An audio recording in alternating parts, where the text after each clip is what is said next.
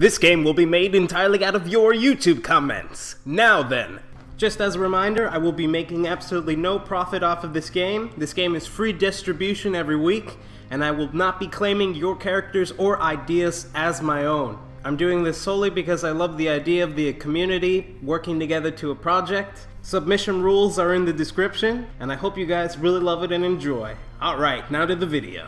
I received a question from an idea submitter named Yokos. I'd just like to make it clear that so far I have been screenshotting the comments that add ideas to the game and been adding the comments screenshots directly into the game. He feels that this might look a bit jarring into the game, so I did a rework. Here's a screenshot. The top is with the comment directly put into the game, and the bottom is the system text reading out the comment. I then started working on a simplistic hit point system that allowed each player to know exactly how many hit points they have at every moment. You know, I'm going to be adding in 4 players to this game, so I would prefer if everything was very clear. Once you enable the second player, all the HP values and all the player colors will be switching to their correct color. Red and blue, red for first player and blue for second player. The game could get pretty chaotic so far with what we've put into it, and I hope this will avoid as much confusion as possible. At this point in the video, I'm just messing around with the code, seeing what kind of code would work best for adding in the second player. For me personally, I didn't really start coding the game with multiplayer in mind, even though I should have. I apologize, it's still a learning experience for me, but now that I have the second player done, it should be easier to get full 4 players into the game. Here you can see me throwing a whole bunch of the harpoon weapon all over the place. Unfortunately, during the process of making multiplayer, the 2 players, the harpoon code stopped working for me in the middle of everything.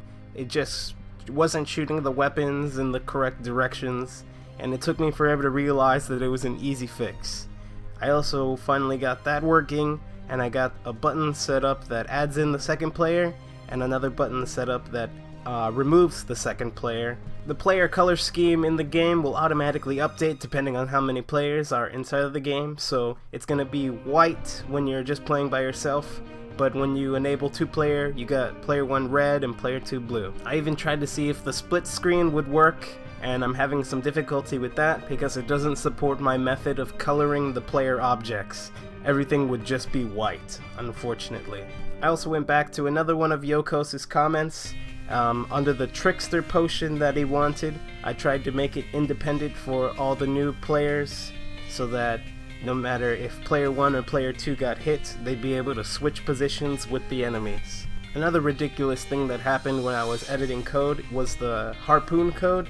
There was one point where changing the directions of the harpoon was dependent on what direction you changed at your exact moment.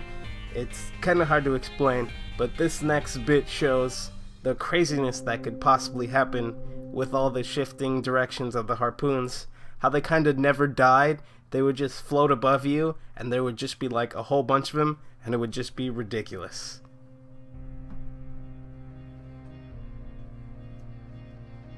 Finally, with all the weapons codes done and all the equipment code done for all the different kinds of jumps between the 2 players, and the blast boots, I had to rework those. I went back and to revisit Hikari Kuno's ant enemy to make sure that the code doesn't lag the game. The ant enemy will now duplicate 2 times, resulting in 4 total enemies per spawner placed, which means they'll multiply.